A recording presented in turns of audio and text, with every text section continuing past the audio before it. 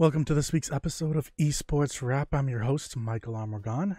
This week, as some of you may have seen in our stream information, I'm going back a bit of what I had said in a previous episode. I think that episode was just a few weeks ago. I'm trying to find which Esports Wrap Anthem. So that was February 27th. That was Esports Wrap number 41.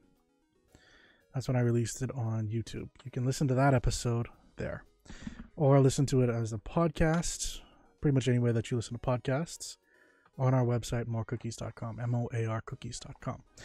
That being said, the game has not turned out the way I think many of us that were at the time still really pushing for it. There's still been continuous changes, but the developers have not really been as vocal as they used to be. And the reason for that, we've been told, is because we were too harsh and toxic as a community on Reddit, which is where they would really talk, and on Twitter, which is another place where the devs themselves would talk to us. But as of today, even worse information has come out. And this one kind of goes in a number of ways. It goes from mismanagement, it goes from stress, it goes from, well, I think let's just get into it. Before we get into the actual report, however, I would like for us to take a moment and start off in a slightly different way and talk about what I'm going to be talking on. So the first thing is Bioware. Actually, Bioware is the parent company of the game Anthem, along with other games like They're the parent company of games like Mass Effect Andromeda, so on and so forth, which you'll hear other games from them. They are owned by EA Games, Electronic Arts. They are the company that runs games like Apex Legends and so on and so forth. But BioWare decided to push out a post before this report came out, which means they probably had an idea that the report was going out and when it was going out, or at least an idea. And it leaves us with some curious paragraphs from them. So I just want to read that. They say, and I quote, "We'd like to take a moment to address an article published this morning about BioWare." Pause. It wasn't published at the time of this, so it's kind of weird. But anyway, continuing on. Quote, "And Anthem's development. First and foremost, we wholeheartedly stand behind every current and former member of our..." Sorry. Hey there, Sanjid. How you doing today, guy? Right. So, stand behind every current and former member of our team that worked on the game, including leadership. It takes a massive amount of effort, energy, and dedication to make any game, and making Anthem would not have been possible without every single one of their efforts. We chose not to comment or participate in this story because we felt there was an unfair focus on specific team members and leaders who did their absolute best to bring this totally new idea to fans. We didn't want to be a part of something that was attempting to bring them down as individuals. We respect them all, and we built the game as a team. We put a great emphasis on our workplace culture in our studios. The health and well-being of our team members is something that we take very seriously. We have built a new leadership team over the last couple of years, starting with Casey Hudson as our general manager in 2017, which has helped us make big steps to improve studio culture and creative focus. We hear the criticisms that were raised by the people in the piece today, and we're looking at that alongside feedback that we received in our internal team surveys. We put a lot of focus on better planning to avoid crunch time, quote unquote. And it was not a major topic of feedback in our internal postmortems, meaning that it was still some form of a feedback. Anyway, making games, especially new IP or intellectual property, will always be one of the hardest entertainment challenges. We do everything we can to try and make it healthy and stress-free. But we also know there is always room to improve. As a studio and a team, we accept all criticism that will come our way for the games we make, especially from our players. The creative process is often difficult. The struggles and challenges of making video games are very real. But the reward of putting something we created into the hands of our players is amazing. People in this industry put so much passion and energy into making something fun. We don't see the value in tearing down one another or one another's work. We don't believe articles that do that are making our industry and craft better. So that's the article or the post that BioWare made in response to the article that would come out a little bit later. That article, from BioWare, has also gotten some pushback because it kind of awkwardly, according to Polygon, I'll use their words, it awkwardly concludes with a wag of the finger at the press for shining a light on the problems. The problem, they then go on to say, is the problem, which we'll get into in a moment. But I'm saying all this because I want you guys to understand their point of view as we go through the article and the report. So, because I think that's very important. I also want to just go through what some people who used to work at BioWare also said before we get into it. And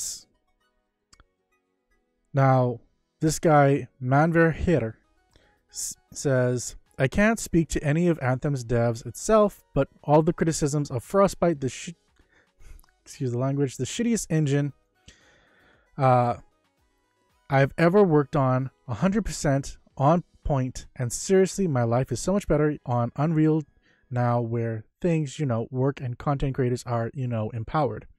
People were so angry and sad all the time, which is a quote that is actually in the report. Depression and anxiety are an epidemic within BioWare. Co-signed me, a person who left BioWare in 2017 with massive depression and anxiety that's taken me a while to get through and recover from. Now,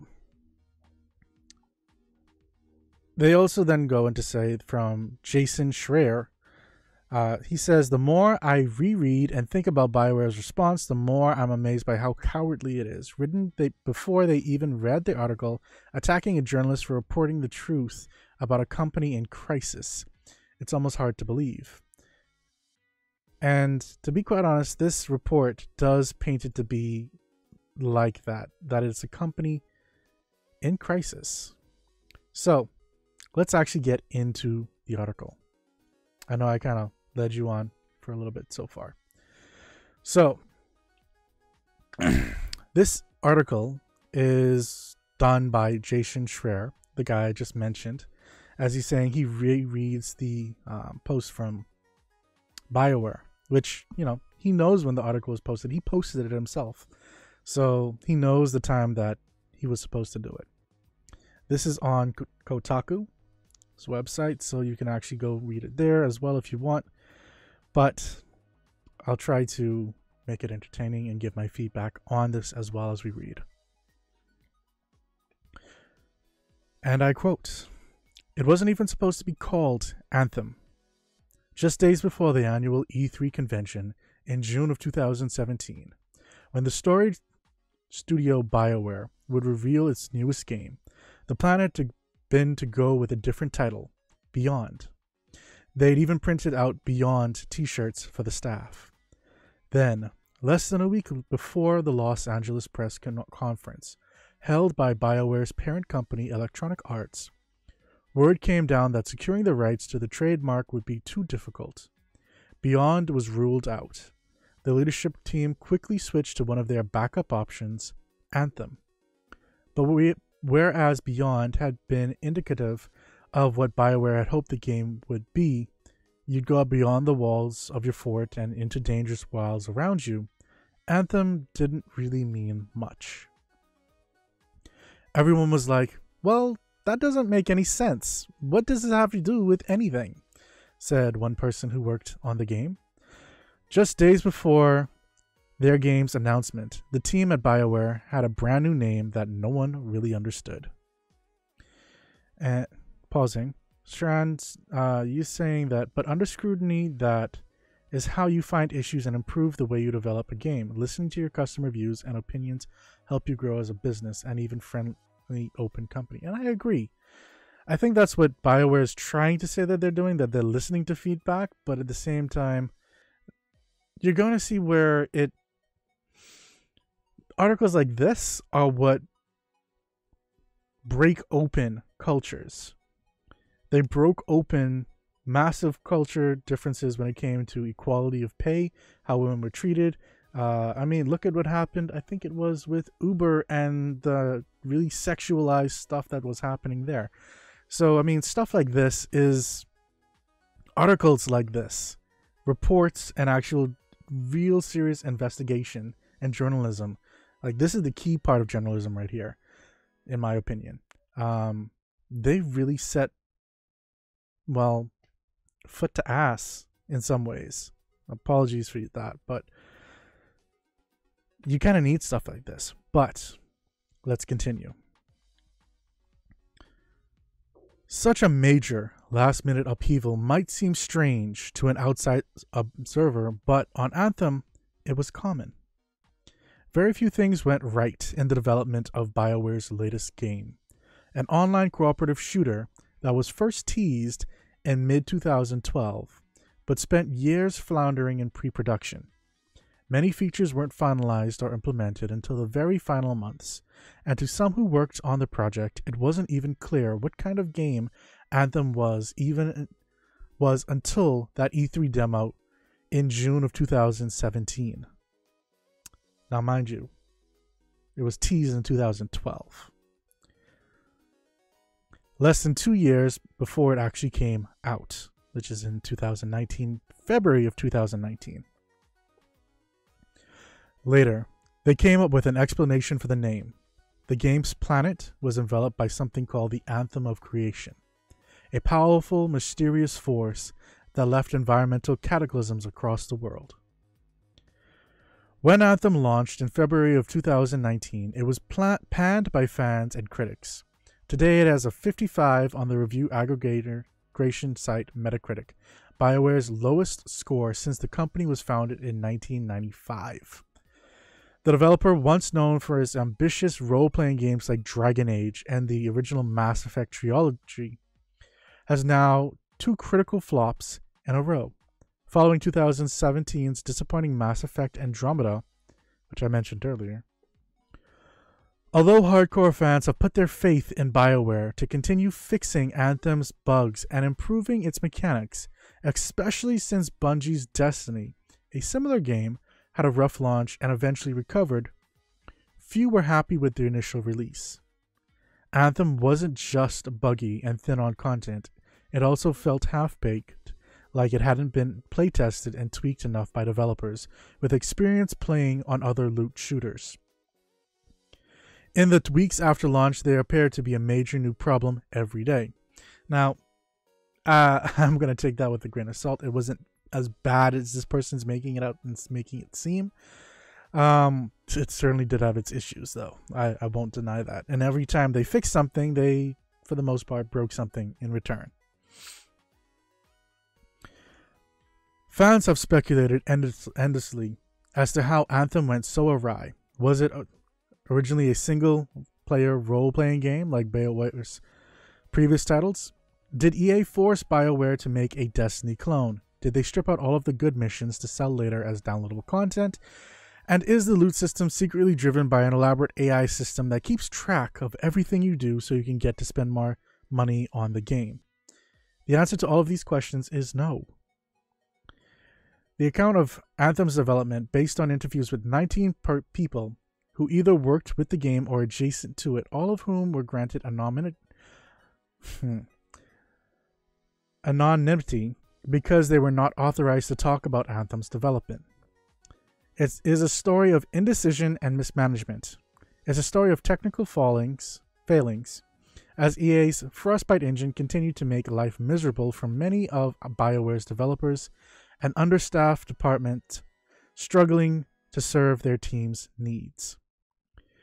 It's a story of two studios, one at Edmonton, Alberta, Canada, and another in Austin, Texas, that grew resentful towards one another thanks to tense, lopsided relationship. And it's a story of a video game that was in development for nearly 7 years but didn't enter production until the final 18 months, thanks to big narrative reboots, major design overhauls, and a leadership team said to be unable to provide a consistent vision and unwilling to listen to feedback. Perhaps most alarming is the story of a studio in crisis. That was said. Dozens of developers, many of them from decade-long veterans, have left BioWare over the past 2 years. Some of who have worked at BioWare's longest-running office in Edmonton talk about depression and anxiety. Many say they have had to take, they or their coworkers have had to take stress leave, a doctor-mandated period of weeks or even months worth of vacation for their mental health. One former developer said that they would frequently find a private room in the office, shut the door, and just cry. People were so angry and sad all the time. Depression and anxiety are an epidemic within BioWare. I actually cannot count the amount of stress casualties we had on Mass Effect, Andromeda, or Anthem, said a third former BioWare developer in an email. A stress casualty at BioWare means someone has had such a mental breakdown from the stress they're just gone for 1 to 3 months. Some come back, some don't. Now, they actually made this report bases a lot of for what I just said. And that's the reason why I took the time to read that. I'm going to summarize just a little bit as we go on. But for the most part, they believe that there is a drastic need to change, and that many at the company still talk about the success of 2014's Dragon Age Inquisition being the worst thing that could have probably happened to them. And that sounds very weird when it comes from a game developer, because you typically want your games to come out right and like maybe be a success. But the reason why they didn't want it to be like that is because, well, it was the result of a brutal production process plagued by indecision and technical challenges. It was mostly built over the course of its final year, which led to a lengthy crunch of hours and a lot of exhaustion. This is a quote. Some of the people in Edmonton were so burnt out, they were like, we needed Dragon Age Inquisition to fail in order for people to realize that this is not the right way to make games. Now, within the studio, there's a term that they mention a bit. It's called the Bioware Magic, or Bioware Magic. And it's the belief that no matter how rough a game's production might be, things will always come together in the final months. The game will always coalesce. It happened in the Mass Effect trilogy, happened in Dragon Age Origins, and Inquisition. Now, veteran BioWare developers refer to it, well, the production, as a hockey stick. And if you have any idea what the hockey stick looks like, it's essentially like that, where it's flat and then almost near the end, it will peak up and go shooting upwards. And even when a project feels like it's a complete disaster, there's that belief that with enough hard work and a difficult crunch, meaning, long hours, people not going home sometimes, so on and so forth, it'll all come together. And I mean, there was even an anime where there was a bunch of women, I should say, that were making games, and they quite literally had them sleeping on the floor at their jobs, like sometimes, but most times, they would try to get them to go out. But the lead almost stayed there, and that kind of became our home, which is kind of not a really good thing. when it comes to mental health. But that was the culture in Japan, and that's what they're trying to say is happening over in Japan. Here we have something very similar happening in the States. And it's a mental health issue. That I think that's the real key thing to this, because how they're developing these games is not very good for people on a whole, physically and mentally. So, after high-profile failures like Mass Effect Andromeda and Anthem, it has become clear to current and former Bioware employees that this attitude is no longer working. In recent years, Bioware has done serious damage to its reputation as a premier RPG developer, and maybe the hockey stick approach is no longer viable, or just maybe that sort of production practice was never really sustainable in the first place. And they say that on Anthem, Bioware's magic has run out. For that, I'm not 100% sure of. If we do look at Destiny, that took months of time and effort, and even downloadable content for that to actually come and become a good game for both Destiny 1 and 2. We are just a little bit over a month since the release of Anthem. That's nowhere near the time schedule, and I think that's the reason why a lot of people still have hope for Anthem. And I still hear people saying they'll come back to Anthem in a few months, once things have calmed down, settled out, and the game has actually become better. And they've worked out all the kinks. So I can't necessarily agree with the magic running out, but it definitely is run out in terms of within the final months the game would have come together. Because even playing the closed alpha and whatnot, like I could tell they needed... I thought they were going to not launch it when they did. I thought they were going to take that time, fix what they were going to be doing. Thanks for following. Vinylic Flyer 347. If I said that wrong, let me know, please. But yeah, I definitely thought it was going to be better than what had happened, and I mean, I got almost the same game from the closed alpha that went out to everyone else. It was kind of weird. Anyway, so in studio they started calling it Dylan, because in the late 2012 and 13, when they were working on Mass Effect Trilogy, the BioWare director Casey Hudson and a small team of lifelong Mass Effect developers started work on a project that they hoped would be the Bob Dylan of video games, meaning that something would be referenced by video game fans for years to come. Hey, Tiddly Crane, I mean, sure, if it's relevant, then we can do that. Now, while they did that, and hold on just one second, let me see what this link is.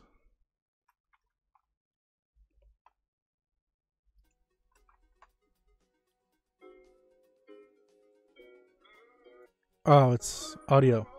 I will play this a little bit later. I'm in the middle of this audio though. But, right. Okay. So we were talking about the Bob Dylan of video games.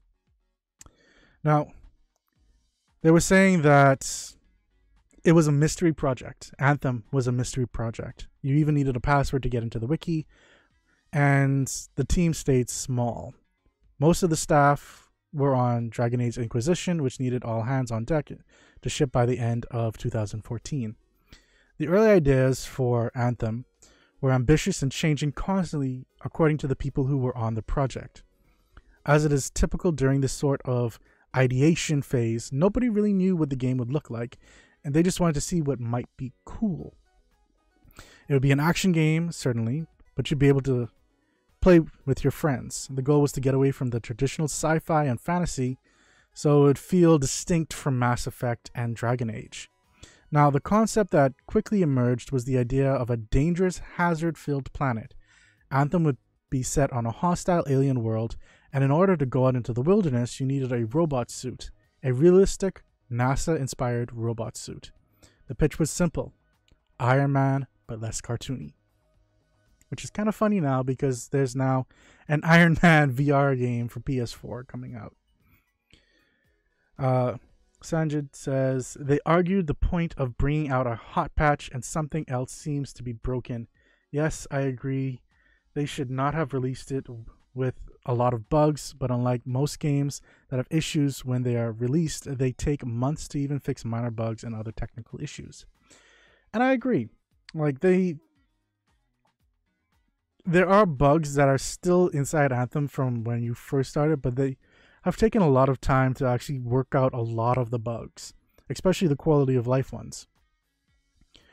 But again, there are still monsters that will do a moon slide. There's still the issue of the loot drops and whatnot. And every time they decide to actually release a new patch, apparently we'll get a bunch of loot and then they'll patch it back out via server side or something like that.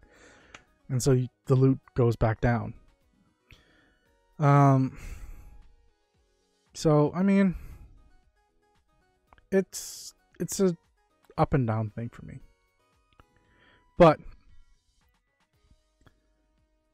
over the months, a core idea started to crystallize with Anthem. It's that the planet would be sort of like a Bermuda Triangle of the universe with an inexorable gravity that was constantly pulling in alien ships and hazards, something that doesn't happen in Anthem. As a result, the world will be lethal and full of dangerous creatures. Essentially, you are at the bottom of the food chain and everything is significantly more powerful than you, said one person who was working on the game. Now, when describing these early iterations of Anthem, developers made comparisons to Dark Souls, Darkest Dungeons, and even Shadow of the Colossus. There were supposed to be big and scary creatures out in the world. Your job was to see how long you could survive, which is completely different than Anthem and it's free play. One prototype allowed the player to attach themselves to a giant monster, others centered around the atmosphere, the weather, and environmental effects. Quote, the idea was going to be that there were all these levers and could be pulled internally so that it'd be different events happening at all times. You'd be out somewhere, an electrical storm would happen randomly, and you'd have to survive it. We had an early demonstration of this where the environment was dynamic, and by pulling levers, you can change it from the summer to winter to fall. You'd see snow hitting the ground, hitting the trees. There'd be state of the build where that was being demonstrated, and that we could see this was something you could actually accomplish. And end of that quote. We actually did get a demonstration of this back in 2014 at E3. What's funny is that what we just saw actually is not inside Anthem pretty much at all. And the final game is pretty much nothing like that. But there are some things that it did kind of have in mind. So the original idea for Anthem was supposed to be an online multiplayer game, but it wasn't always supposed to be a looter shooter. In the early versions, it was supposed to be like you'd embark from a city, go out on expeditions with your friends, staying out in the world for as long as you could survive. You use the robotic exosuit, you'd fight monsters with melee and shooting attacks, but the focus was less on hoarding loot and more on seeing how long you could survive. So, for one mission, as an example, you might go to the center of a volcano where you'd have to figure out why it was erupting, kill some of the creatures, and then fight your way back. That was supposed to be the main hook. That you're going out as a team, trying to accomplish something as a team, and then come back and talk about it. Along the way, you can scavenge and salvage alien ships for parts, bring them back to your base in order to upgrade your weapons or enhance your suit. And for the people who were working on that really struck a chord. That original idea struck a chord with them. But what remained unclear during this process was how many of these ideas and prototypes would actually work at scale. Because these things can work in a sandboxed environment where it's just maybe like the player and the game. But when you take the player, the game, and take it online where other people can pretty much do whatever they want, then it changes so dramatically, and you have to build around that. And that's some of the things that they kind of had an issue with, were producing that kind of stuff at scale. And dynamic environments, giant creatures, that really didn't work so well, especially when they're using what people say is Frostbite. They continuously reference as being a very volatile video game engine that Bioware has been using for all of its projects. And the question was, did it support all of that? And from the looks of it, it almost didn't. Now, these questions lingered, and the Anthem team faced a major shakeup in August of 2014, which was, as they continued to prototype and dream about their game, the same guy that I've been mentioning quite a bit, Casey Hudson, who BioWare themselves referenced inside their post that came up before this article.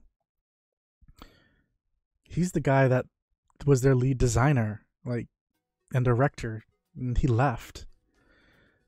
But it was odd because he said in his letter to the studio that the foundation of our new IP in Edmonton is complete, and the team is ready to move forward into pre-production on a title that I think will redefine interactive entertainment.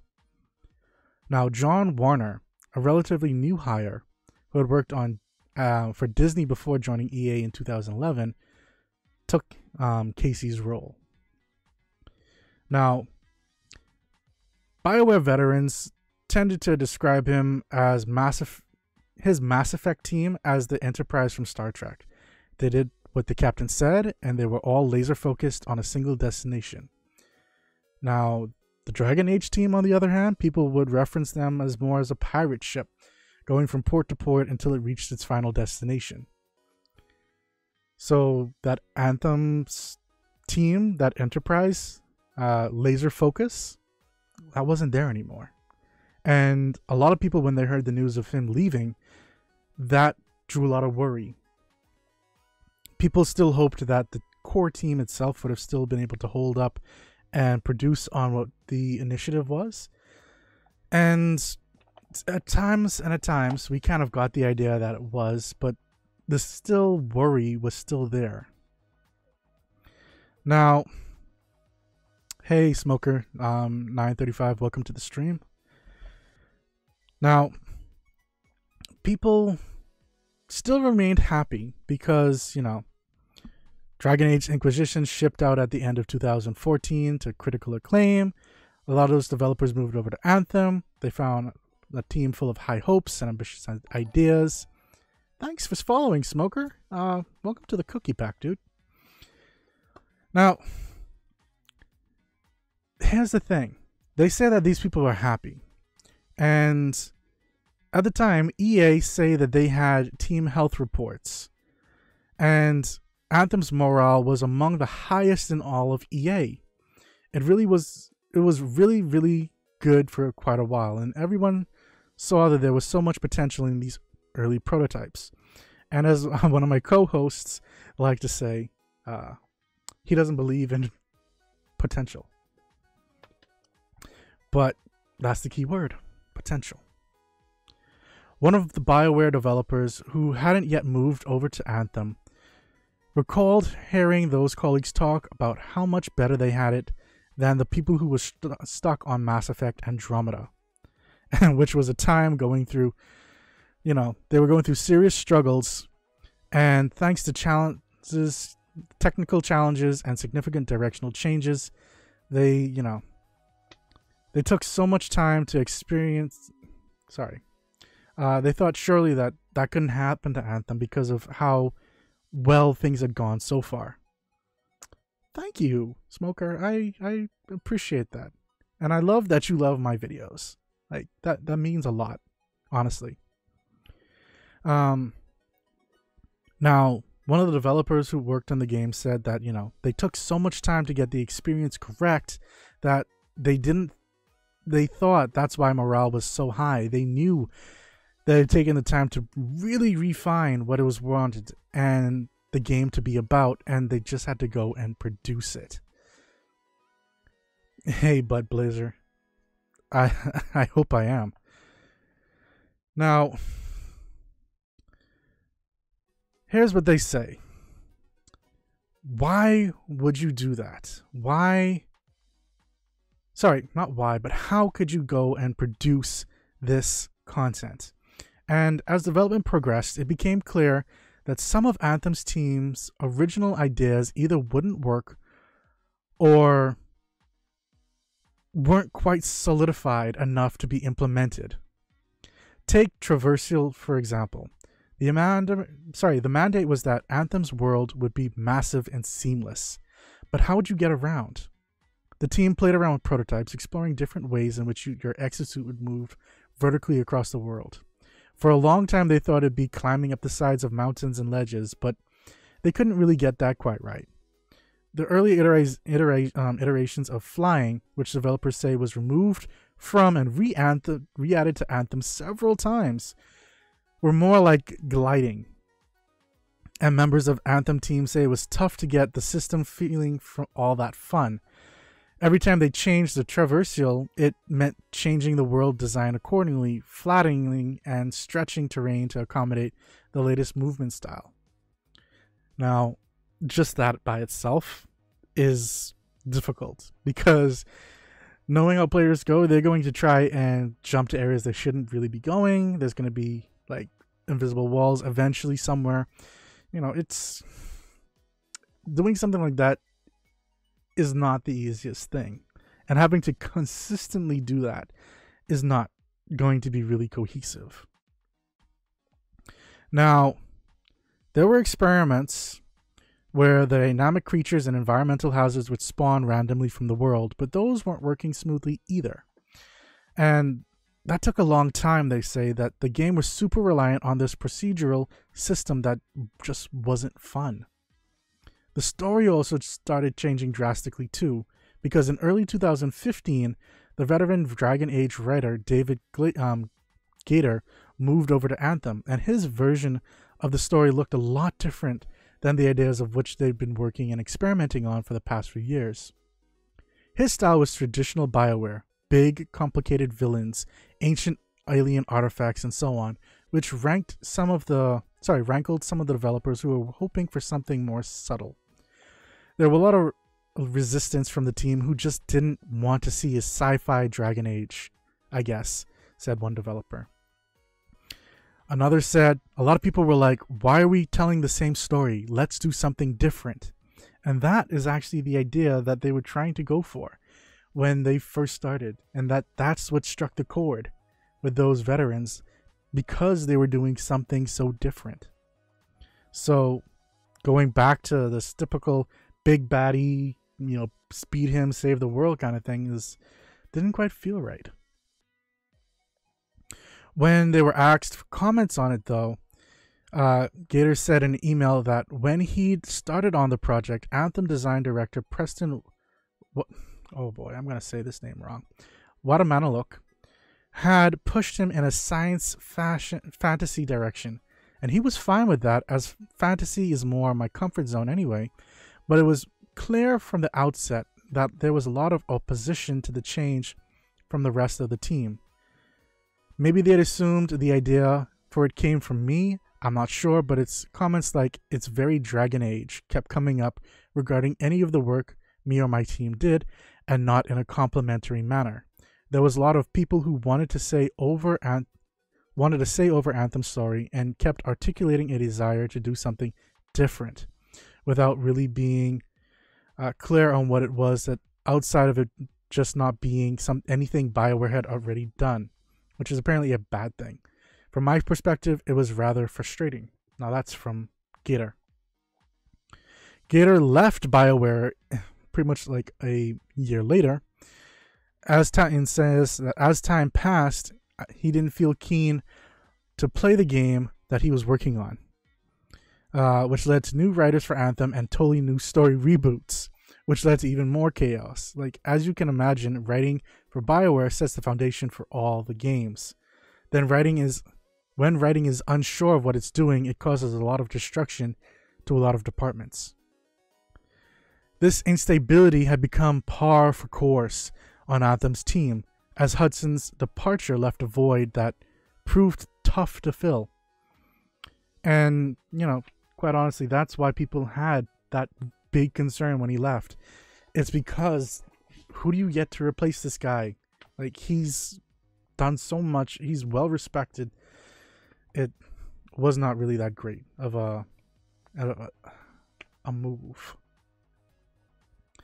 Now, the job of steering that fell to the creative leadership team, a group that included game director John Warner, who I mentioned before, design director Preston Wadamanaluk, who I mentioned before, art director Derek Watts, animation director Parish Lay, and a handful of other Mass Effect veterans who had been on Anthem since the beginning. Some current and former Bioware employees felt a lot of resentment towards this group, though.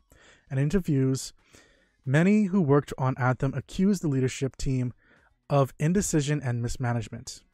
They went even so far as to say, quote, "The root of all this was their lack of vision. What are we making? Please tell us." The recurrent theme was there was no vision, there was no clarity, and no single director saying this is how it all works together. They never seemed to settle on anything. They were always working for something more, something new. I think most people on the team felt like we didn't know exactly what the game was or what it was supposed to be because it kept changing so much. Now, pretty much anything that is this chaosy, I think that's probably the best word. It's actually not the best word, but anything that this is like this, where it's so jumbled, there's no clear direction and leadership, is going to have these issues. And I think that's kind of where things started to really fall apart. It definitely seems like that's the reason why, because when you start changing the story, that means you then have to start changing how the direction of the game goes, meaning that some of the things that you would have built up for game design is also going to change as well, which can then affect the world and how it looks and feels. I mean, we were supposed to have stuff falling from the sky, and I mean, sure, we're going to have cataclysms that's going to be falling from the sky, but they don't actually affect the world like that. They're just kind of there. So they go on to say that the most common anecdote relayed to me by, to this writer, by current and former Bioware employees was this. A group of developers are in a meeting. They're debating some creative decision like the mechanics of flying or the lore behind the Scar alien race, one of the civilizations and races inside Anthem. Some people disagree on the fundamentals, and then rather than someone stepping up and making a decision about how to proceed, the meeting would end with no real verdict, leaving everything in flux. That would just happen over and over. Stuff would take a year or two just to figure out because no one really wanted to make the call on it. Keep in mind, though, that everyone had hard decisions to make that we've never really done before. New IP, new genre, new technology, new style, everything was new.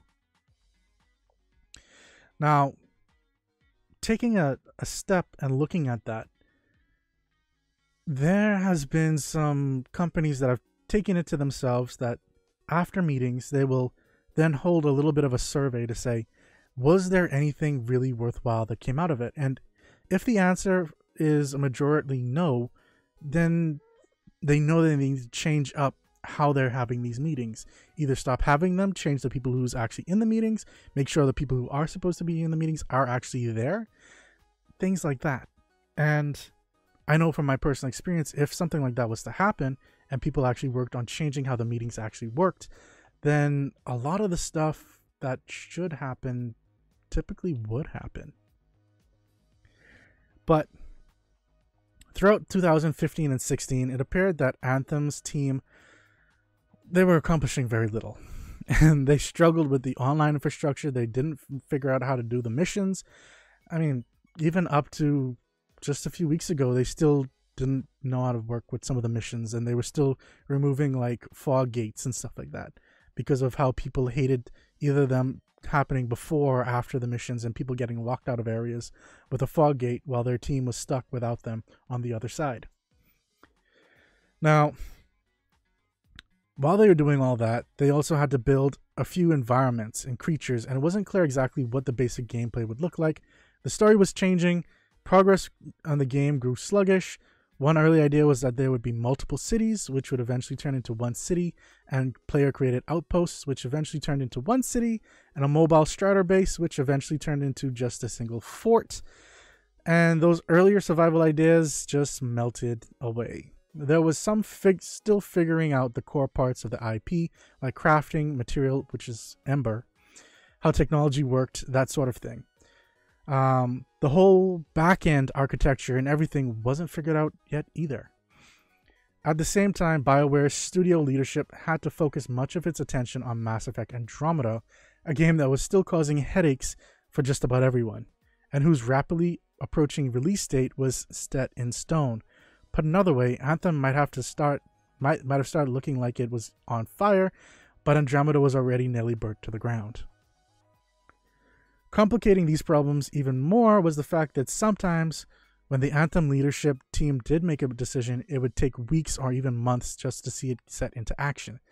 There were a lot of plans where by the time they were implemented, it was a year later and the game had already evolved into something different. The explanation for this lie can be summed up in one word, and that word was plagued by many EA studios for years now, most notably BioWare and the now defunct Visceral Games, and that word is Frostbite.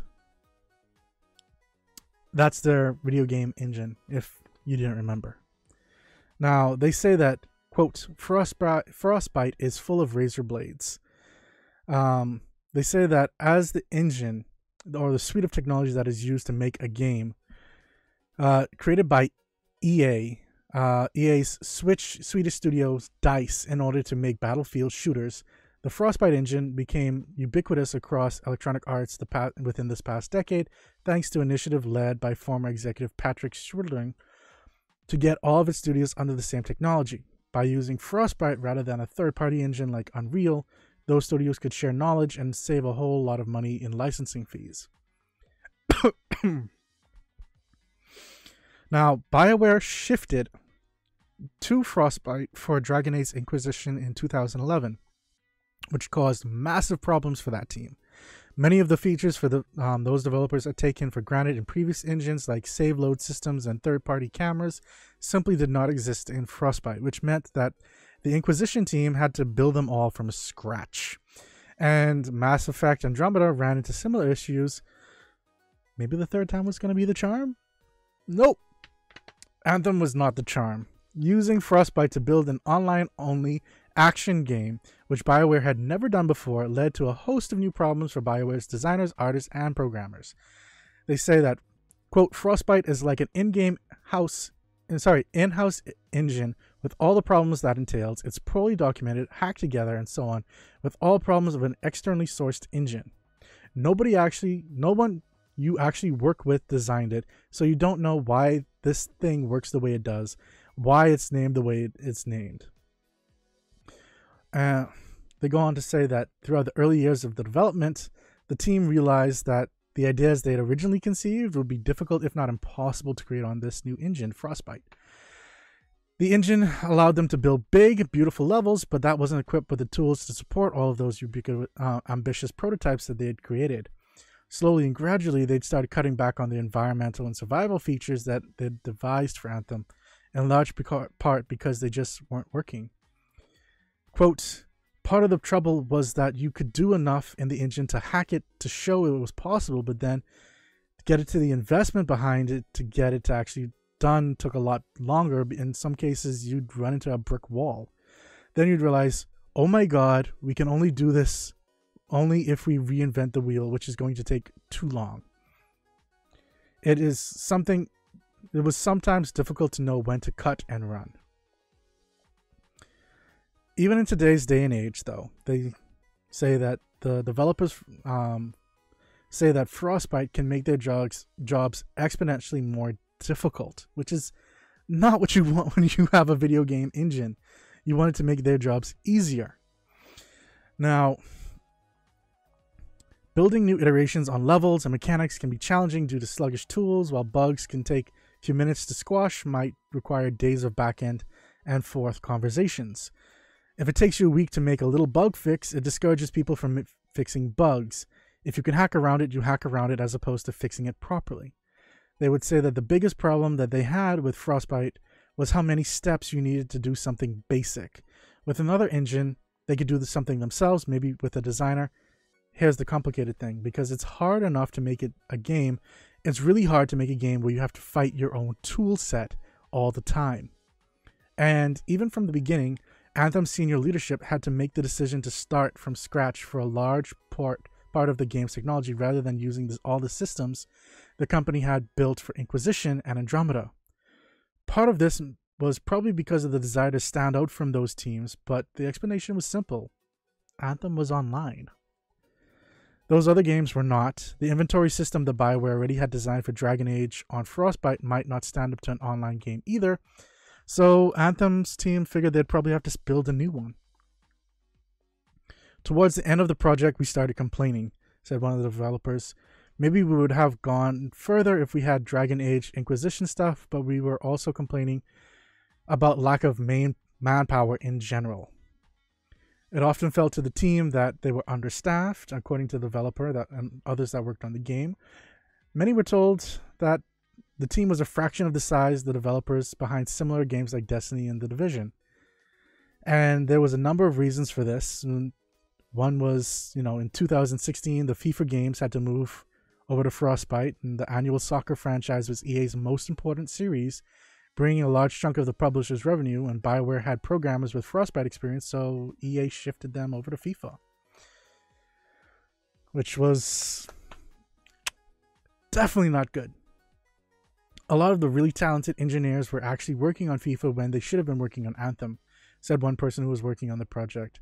There's also the fact that Bioware's main office was located in Edmonton, a place where winters can dip to sometimes minus 20 or even minus 40 degrees Fahrenheit, where staff there says they had to make it more difficult to recruit veterans from more habitable cities. One also has to wonder how many programmers heard about Frostbite's razor blades and decided to shy away. When the Bioware engineer had questions or they wanted to report bugs, they'd usually have to talk to EA's Central Frostbite team, a group that supported staff who worked with all of the publisher studios. Within EA, it was common for studios to battle for resources like Frostbite team's time. And Bioware would usually lose those battles. After all, role-playing games brought in a fraction of the revenue FIFA or Battlefront did, and the amount of support you get on an EA game on Frostbite is based on how much money your studios is going to make, said one developer. All of Bioware's best-laid technological plans could go awry if it weren't getting the help they expected. No matter how many people were involved, the one thing about Frostbite would always remain consistent. As it did with Dragon Age Inquisition and Mass Effect Andromeda, it made everything take longer than anyone thought it should. By the end of 2016, Anthem had already some sort of pre-production for roughly 4 years. After this much time, a more typical video game development cycle, it would have already entered production. A point in the project where the team had a full version of what they're making and can actually start building out in a game.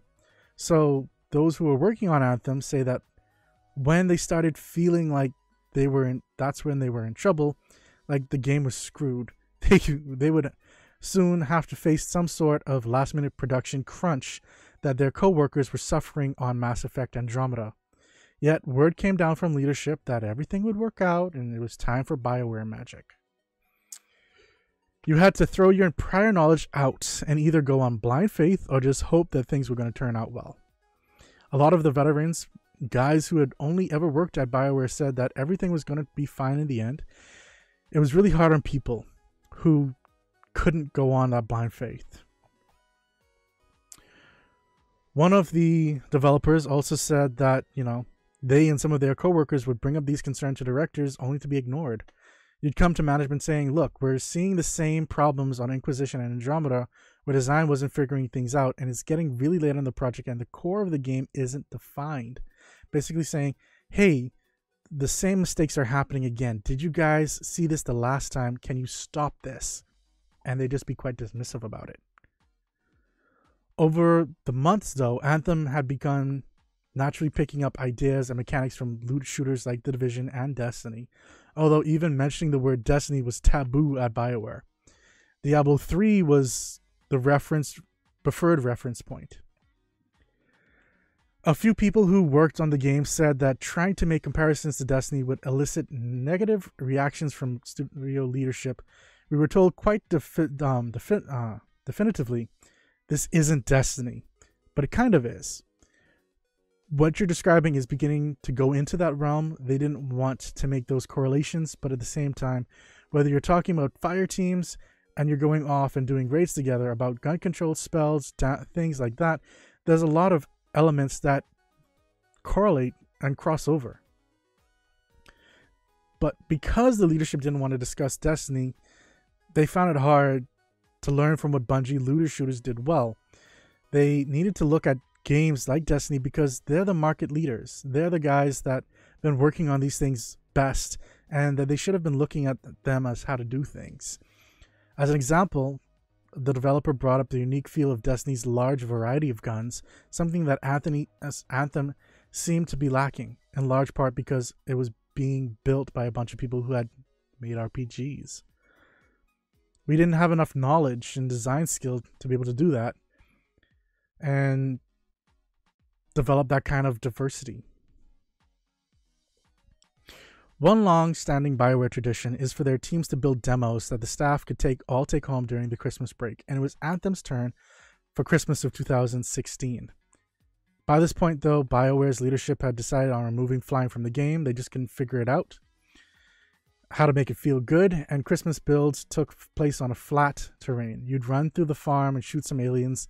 Some on the team thought it was successful proof of concept, but others at BioWare felt it looked dull and looked mundane. In 2017, a few things happened. Andromeda finally launched, freeing up the bulk of BioWare's team to join Anthem, including BioWare's Austin office.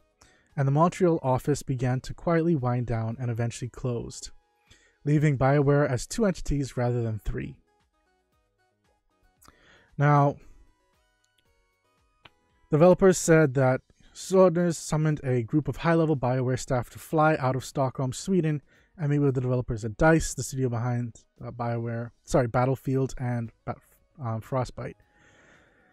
They then said that it was time for a new build. What began was 6 weeks of pretty significant crunch to do a demo specifically for Patrick Snoodlin, and they overhauled the art, knowing that the best way to impress him would be to make a demo that looked as pretty as possible. And after some heated arguments, the Anthem team decided to put flying back in. For years, the team had gone back and forth about it. It had been cut, re-added, but it was undeniably cool. What better way to feel like Iron Man to zip around the world in a giant robot suit? On the other hand, it kept breaking everything. Few open-world games allow for that kind of vertical freedom, for good reason. If you could fly everywhere, then the entire world needed to be able to accommodate that. And artists wouldn't be able to just throw up mountains of walls to prevent players from jumping off the boundaries of the planet. Plus, the Anthem team worried that if you could fly, you'd blaze past the game's environments rather than stopping to explore and check out the scenery. One day in the spring of 2017, though, Sutherland flew to Edmonton and made his way to BioWare's offices and Torres in tow. The team had completely overhauled the art and re-added flying, which they hoped would feel significantly impressive, but the tensions were high in the wake of the last demo's disappointment and, Andromeda's high-profile failure. One of our QA people had been playing it over and over again so they could get a flow of the timing down perfectly. Within 30 seconds or so, the EXO jumps off and glides off this precipice and lands. And according to 2 people who were in the room, he was stunned. He turns around and says, "That was effing awesome. Show it to me again." And one person who was there, he was like, "That is amazing, and that's exactly what I wanted." The demo became the foundation for the 7-minute gameplay trailer that they showed in public a few weeks later. And just a few days after the last-minute name change from Beyond to Anthem, Arian Flynn took the stage of EA's E3 press conference and announced the game. The next day, Microsoft's press conference, they showed a demo that helped everyone, including BioWare's own developers, finally see how Anthem would play. What the public didn't know was that even then, Anthem was still in pre-production. Progress had been so slow that the demo was mostly guesswork, team members say, which is why Anthem that actually launched looked so drastically different from the demo the team showed at E3 in 2017. The real game, you'd have to go through a mission selection, menu, and loading screen before you can even leave your base in Fort Tarsis. In the demo, it all happened seamlessly.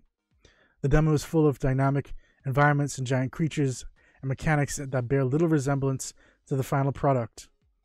I still remember the demo having this large monster that is almost like a big gorilla and just jumping through jungles, and I don't necessarily see that. I see the Ursics mainly in 2 or 3 places, but not really interacting with other monsters and other species that are around.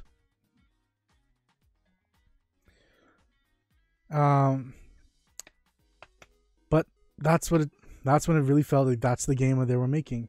But it still felt like it took a while to get the entire team up to speed. It was also tricky because there were still a lot of question marks. The demo was not actually built properly. A lot of it was fake, like most E3 demos. There was a lot of stuff that was like, oh, are we actually doing this? Or do we have tech for that? Do we actually have the tools for that? To what end can you fly? How big of the world should it be? Hey, Chilogen. The abilities and all that were still getting decided, said another developer. Nothing was set in stone at that point at all. Going out of pre-production is never really the crisp thing. You just have to go looking at the attitude of the team and see what they're doing, and the fact that the matter is fundamental things were not figured out yet. And at E3, Bioware announced that Anthem would launch in fall 2018. Behind the scenes, however, they just barely even implemented a single mission, and the drama was just getting worse. Until very recently, hardware Bioware fans used to refer to the studio's various teams using derogatory tiers. There was the A team, the B team, the C team, and the A team would refer to the original Bioware, the office in Edmonton, California, responsible for Dragon Age and the Mass Effect trilogy. And then there was the B team that made Star Wars: Old Republic, the old online role-playing game. And the C team is the ill-fated studio behind Mass Effect Andromeda. What fans may not have realized was that even within BioWare, some people thought the same way. Anthem is a game where you get from a studio that is at war from itself. And after shipping out the Old Republic in 2011 and continuing to cultivate and support it, BioWare Austin started a few of its own projects. There was Shadow Realms, there was a Star Wars game, there was the Night of the Old Republic, so on and so forth. But by the end of 2014, those projects were canceled, and BioWare had an initiative called One BioWare, a plan designed to get all of the company's studios working in tandem. And many of Austin's staff moved to Inquisition, downloadable content, and then Andromeda. By early 2017, most of the time, around the time Sutherland was demanding to see that new demo, most of Austin was officially on Anthem, helping with just about every department from cinematics to storytelling. They were still finding a vision for the game. They saw multiple presentations, given the entire studio trying to define what Anthem was about. And it was indicative of how much conflict there was still trying to find a vision of the game, and over how many people were struggling to have a vision become the one that won out. Now, the story was still in flux under new narrative director James Ohlin, who would also leave BioWare before Anthem also shipped out, and the design was moving particularly slowly with its systems like mission structure, loot, exosuit powers still not finalized, and a number of veteran BioWare developers began leaving the studio that summer, and ultimately the death of Corey Gasper, one of the game's lead designers, left a massive hole in that department. Core features like loading and saving that still hadn't been implemented into the game, and it just became difficult to play test builds because they were riddled with bugs. Now, the article goes on, to be quite honest, and I could be here for probably like another half an hour just telling you guys what it says. But the fact of the matter is, at no point should it get to this level of chaos. This is too much of an indecisive leadership team that seemingly just continuously changes. at no point should you really have a business that you see leadership changing within the span of half a decade more than 5 times. And that's not even taking into account the design of this game, which seemed to have changed almost a dozen. And, you know, the fact that people would leave for 2 to 3 months because of mental health prescribed by doctors, where people would sit in a room and cry because of the stress that they were under to actually get this game out. That's not normal type of crunch. Sure, let there be crunch for gaming studios, but when it gets to that level, something's off. Now, at this time, Anthem's on fire. October, Bioware decided to make some changes again. The summer, studio general manager departed to be replaced by Casey Hudson, the guy who then decided to leave as well. Just try to finish what you started is what some of the developers were thinking. The hard part about this was that there was still a lot of things to figure out, that there were a lot of tools to be able to ship the game that they were making. It was very scary because there was very little time left. I don't know, guys. I'm gonna leave a link to this because there's still so much more to this, and I can come back and do another episode if you guys want me to, but I think I'm gonna end it here for tonight and just say that I really feel for the Anthem team. I understand a lot better now the reason why they feel the way they feel when they go onto the forums and hear everyone throwing the amount of salt and hate and vitriol at them because of how the game came out.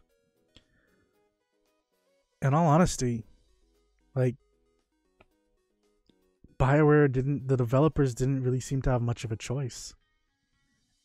They had to come up with something, and they were under so much different sets of crunches that this is the best they could do, and just hope that they can fix it once the game was launched. They should have had the time to actually work on it, and actually they did, but their leadership was just crap and couldn't decide on anything. So the time that they did have, it was squandered. And yes, that's on BioWare. But at the same point, it's also not the devs who have the issue. It's the people who lead the devs. And I think that's what we have to be respectful about. So while, yes, I spent a lot of time on this episode really digging deep into this, and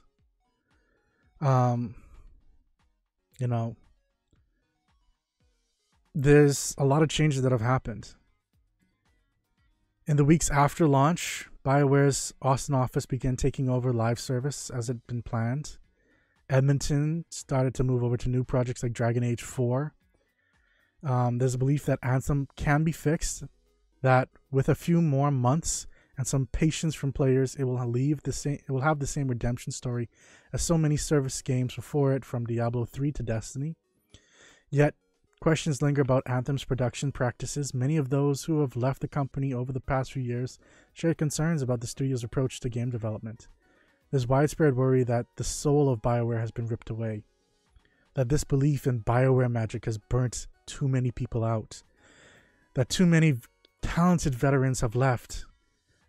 There are these things that need to change about how that studio operates, said one former developer, that there are lessons that need to be learned, and that the only way they'll get learned is if they become public knowledge. And that one big change that's already been enacted at BioWare is a new technology strategy that developers still in the studio say that is that under Casey Hudson, rather than the start from scratch yet again, the next Dragon Age will be built on Anthem's code base. And there's a quote now saying that, "I think Anthem might be the kick in the butt that Bioware leadership needed to see that how you develop games has changed dearly. You can't just start fresh and fumble your way around until you find the fun that doesn't work anymore. And that perhaps Anthem will morph into a great game one day. A few people who worked on the game have expressed optimism for the future, and a lot of us who were screaming at the wall, says one Austin developer, over time, what builds up is okay. When we get control, we're gonna fix it.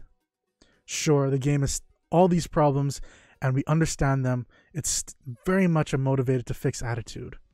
And that the game that emerged from the 6.5-year development cycle was the result of a number of difficult, complicated factors, one that won't be quite easy to fix as Anthem's loot drop rates or loading screens. When the Anthem team started development back in 2012, they hoped that to make the Bob Dylan of video games, one that could be referenced and remembered for generations, and they might have accomplished that, just not quite the way they hoped. I'm going to leave off with there. And like I said, I'm going to leave a link to this article in the description of the video when it goes to YouTube and in the podcast little content area for text. But yeah, guys, this one's a heartfelt one. There's a lot of hurt from all around. But I'm going to end it there. If you want to continue the conversation, by all means, join the Discord chat. It's in the links below the video, either on Twitch or wherever you're watching this. There's a link, should be there somewhere. If you want to message us on Twitter, it's MOAR_cookies. If you want to watch any of our past episodes, we're on YouTube, or you can head over to our website. The YouTube is MOAR Cookies, and the website is moarcookies.com. We're also on a podcast, like I mentioned at the beginning of this episode, where you can listen to all of our episodes, the audio versions. And until next time, guys, this is MOAR Cookies and Esports Wrap. Stay savvy.